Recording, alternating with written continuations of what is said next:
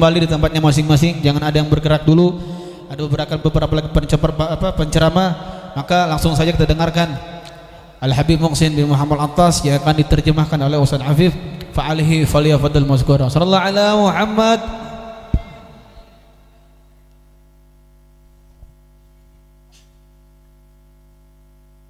Assalamualaikum warahmatullahi taala wabarakatuh. الحمد لله الفتاح الوهاب الجواد الكريم ذي الفضل الواسع والكرم العميم الذي أنزل في قوله وما تقدموا لأنفسكم من خير تجدوه عند الله هو خيرا وأعظم أجرا. Beliau Al-Habib Muhsin bin Muhammad Al-Attas membuka ceramahnya, tausiah agamanya kepada kita dengan mengucapkan salam, Assalamualaikum warahmatullahi wabarakatuh. Kemudian beliau mengucapkan syukur kepada Allah Subhanahu wa taala dan bersalawat kepada Nabi Muhammad sallallahu alaihi wasallam, dan beliau mengatakan bahwasanya Nabi Muhammad ini adalah seseorang rasul yang diberikan wahyu oleh Allah Subhanahu wa taala. Kata Allah Subhanahu wa taala, apapun yang kalian kerjakan daripada kebaikan, sesungguhnya hal tersebut disetorkan kepada Allah Subhanahu wa taala, dan kalian akan mendapatkan sesuatu yang lebih besar daripada apa yang kalian lakukan daripada kebaikan. وقد قدمتم لأنفسكم في هذه العشية المباركة ذكر الله وذكر رسول الله صلى الله عليه وسلم وحادثتي الإسراء والمعراج وشهر شعبان المعظم.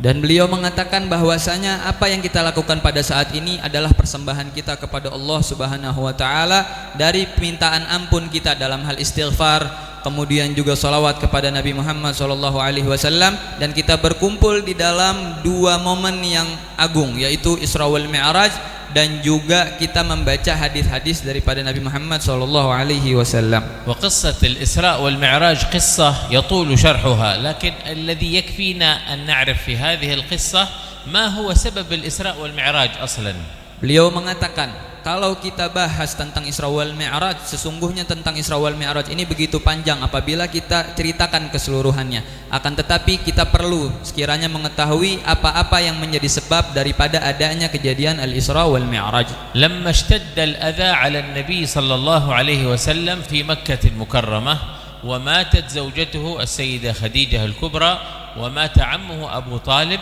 حزن النبي صلى الله عليه وسلم حتى سمى العلماء هذا العام عام الحزن. Ketika Nabi Muhammad sallallahu alaihi wasallam diberikan ujian yang begitu dahsyat oleh Allah Subhanahu wa taala, ada tiga kejadian yang kita harus ketahui. Yang pertama, Nabi Muhammad sallallahu alaihi wasallam ditinggal oleh istrinya Sayyidatuna Khadijatul Kubra. Kemudian juga ditinggal oleh pamannya Abu Talib.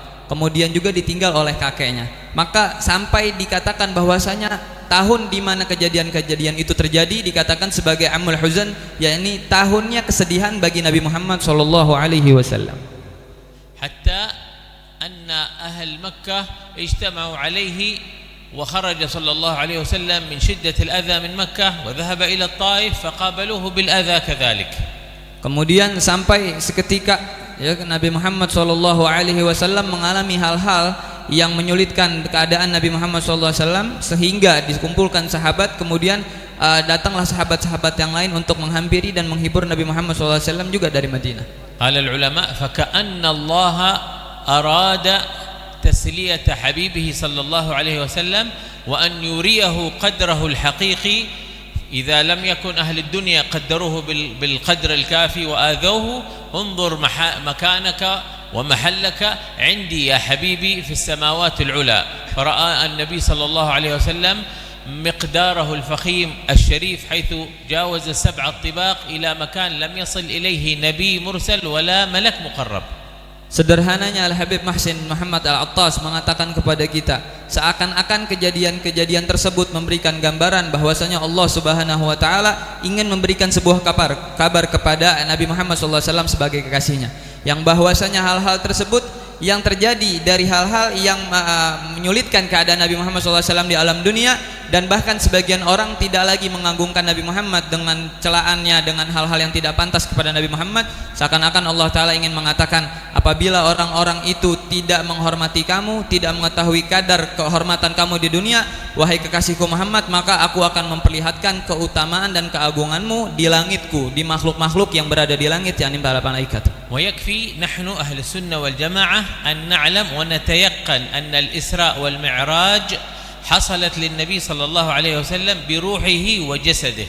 Kita sebagai orang-orang yang menganut keyakinan ahlu sunnah wal jamaah harus meyakini bahwasanya Nabi Muhammad sallallahu alaihi wasallam berangkat al-Isra wal Mi'raj dengan ruh dan jasadnya sekaligus. ولذلك يقول سيدنا الإمام البصيري في البردة المباركة: سريت من حرم ليلا إلى حرم كما سرى البدر في داج من الظلم وبت ترقى إلى أن نلت منزلة min qabi qausaini lam tudrak wa lam turami. Sehingga kita bisa mendapatkan penjelasan dari salah seorang ulama besar yang disebut sebagai Imam Al-Busiri. Beliau memiliki qasidah yang kita kenal sebagai Al-Burdah. Di situ beliau mengatakan bahwasanya saraita min haramin lailan ila haramin. Beliau sallallahu alaihi wasallam, Nabi Muhammad diberangkatkan, bukan berangkat sendiri, beliau diberangkatkan oleh Allah Subhanahu wa taala dari tempat yang suci ke tempat yang suci, dari Masjidil Haram ke Masjidil Aqsa. Kemudian setelah itu dinaikkan oleh Allah Subhanahu wa taala ke langit-langitnya Allah Subhanahu wa taala dengan tujuan apa? Dengan tujuan Allah Subhanahu wa taala ingin memperlihatkan kepada makhluk-makhluk yang lain betapa agung dan besar keutamaan dan kedudukan Nabi Muhammad sallallahu alaihi wasallam dalam pandangan Allah Subhanahu wa taala. ثم دخلنا في هذا الشهر المبارك كذلك شهر شعبان الذي شع فيه النور وبان.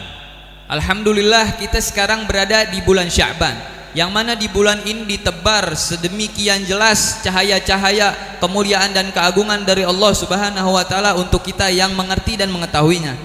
ويكفي في فضل هذا الشهر هو الشهر الذي نزل فيه قوله تعالى إن الله وملائكته يصلون على النبي يا أيها الذين آمنوا صلوا عليه وسلموا تسليما. Dan cukup kalau kita mau bahas di antara keutamaan-keutamaan bulan Sya'ban, yang bahwasanya pada bulan Sya'ban ini adalah waktu di mana diturunkannya ayat innallaha wa malaikatahu yusalluna 'alan nabi ya ayyuhalladzina amanu sallu alaihi wa sallimu taslima. Ketahuilah, kata Allah Subhanahu wa taala, innallaha wa malaikatahu, sesungguhnya Allah Subhanahu wa taala dan sekaligus bala tentaranya malaikat Allah Subhanahu wa taala yusalluna 'alan nabi, semuanya bersalawat kepada Nabi Muhammad sallallahu alaihi wasallam. Ya ayyuhalladzina amanu, perintah ini datang dari Allah. Allah taala mengatakan, wahai sekalian orang-orang yang beriman, sallu alaihi, berilah salawat kalian, wasallimu, berilah salam kalian, taslima, dengan salam penghormatan kepada Nabi Muhammad sallallahu alaihi wasallam. جاء رجل من المستشرقين هؤلاء ناس تعلموا العلوم الإسلامية لكن ليهدمون الإسلام، ليس لنشر الإسلام، لا، هم أهل الشر ليسوا أهل المعرفة.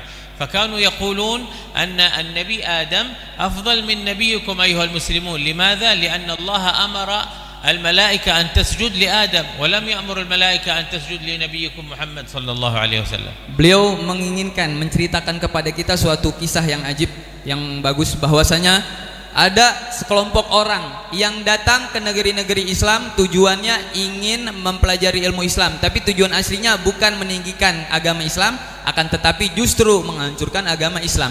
Mereka mengatakan, membuat pengaruh-pengaruh yang buruk kepada kita, mengatakan bahwasanya ketahuilah Nabi Adam ini justru lebih utama ketimbang Nabi Muhammad. Kenapa? Karena Nabi Adam adalah satu-satunya nabi yang diperintahkan oleh Allah Subhanahu wa taala, para malaikatnya diperintahkan untuk sujud kepada Nabi Adam.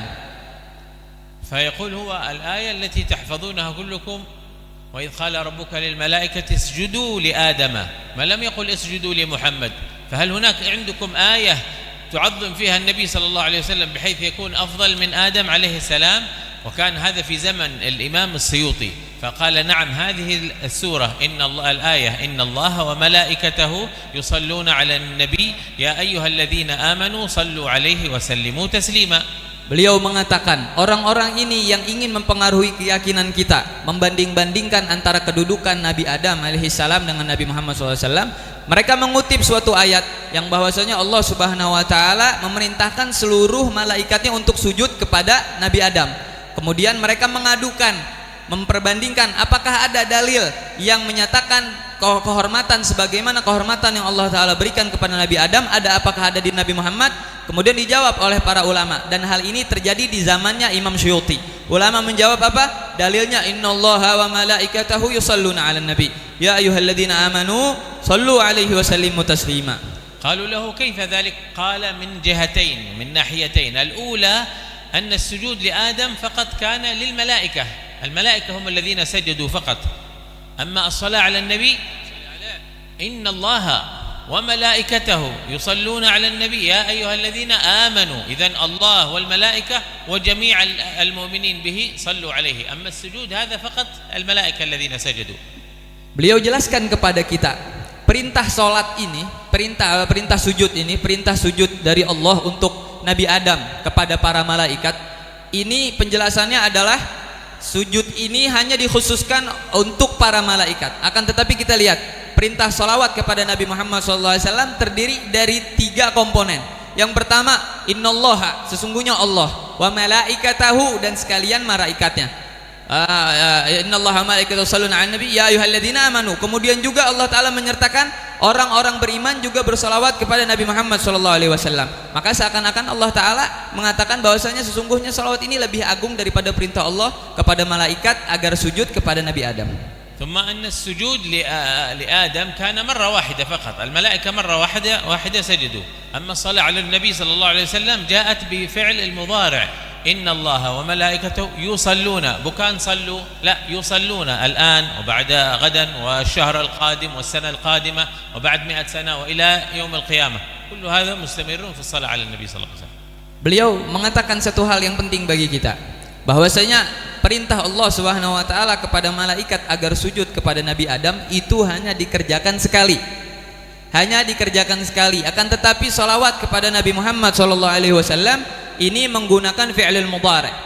Kalau yang belajar nahwu insyaallah paham maksudnya, adalah yang terus menerus. Artinya sekarang, yang akan datang, besok, seminggu depan, bulan depan, tahun depan, 100 tahun lagi, 1000 tahun lagi, semuanya akan tetap senantiasa bersalawat kepada Nabi Muhammad SAW.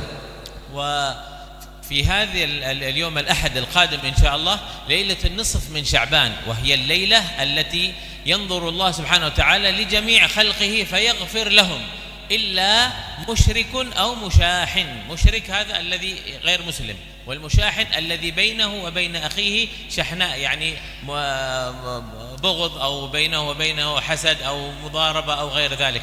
فانتبهوا في هذا اليوم المبارك إن شاء الله، ما يأتي يوم الأحد إلا ونحن غير متصفين، ليس أحد منا إن شاء الله مشرك وليس أحد منا مشاحن. Beliau katakan selanjutnya di bulan Sya'ban ini, nanti di Ahad yang akan datang, di hari Minggu yang akan datang, bahwasanya kita akan sampai di satu waktu yang agung, yakni nisfu Sya'ban, yang mana di malam nisfu Sya'ban itu Allah Subhanahu wa taala melihat kepada seluruh hambanya dengan pandangan rahmat, dan Allah taala ampuni dosa mereka kecuali 2 golongan. Yang pertama adalah orang-orang yang menduakan Allah atau yang disebut sebagai musyrikin. Kemudian yang kedua adalah orang yang disebut sebagai musyahin. Musyahin adalah orang-orang yang memiliki permusuhan kepada saudaranya seagama, baik itu dari hasud maupun iri dengki dan sebagainya. Insya Allah mudah-mudahan Allah terima amal ibadah kita, karena di sini saya berprasangka baik, kata beliau, tidak ada satupun kita yang musyrik dan tidak ada yang saling bermusuhan. ثم نشكر لكم إن شاء الله حسن الاستماع، وجزاكم الله خير على أصحاب التنظيم وعلى أصحاب الليلة هذه المباركة. إن شاء الله نشكر لكم إن شاء الله هذه الحفاوة منكم، جزاكم الله عنا خير الجزاء. نسأل الله سبحانه وتعالى أن يبارك في الجميع، وصلى الله على سيدنا محمد النبي الأمي وعلى آله وصحبه وسلم. والسلام عليكم ورحمة الله تعالى وبركاته. Beliau menyampaikan kepada kita semua, saya berterima kasih, kami berterima kasih kepada semua orang yang terkait dalam penyelenggaraan acara ini, khususnya para panitia, begitu juga sahibul majelis terutama. Kemudian kepada antum semua yang mendengarkan dengan baik, saya mohon kepada Allah Subhanahu wa taala agar kalian diberkahi dari Allah Subhanahu wa taala dan diberikan kemanfaatan dan kebaikan dari apa yang kalian dengarkan. كما نسأل الله سبحانه وتعالى أن يبارك في مجلس الأمانة الذي استمر 8 سنين، الله يزيده إن شاء الله أعوام وسنين بعد سنين، وكذلك يبارك في المعهد المبارك معهد نور اليقين إن شاء الله، وفي الشيخ صاحب الفرقان فخر الدين الله يبارك في الشيخ فخر الدين إن شاء الله، ويبارك في الطلاب وفي الحاضرين على هذه النية وعلى كل نية صالحة بسر أسرار الفاتحة.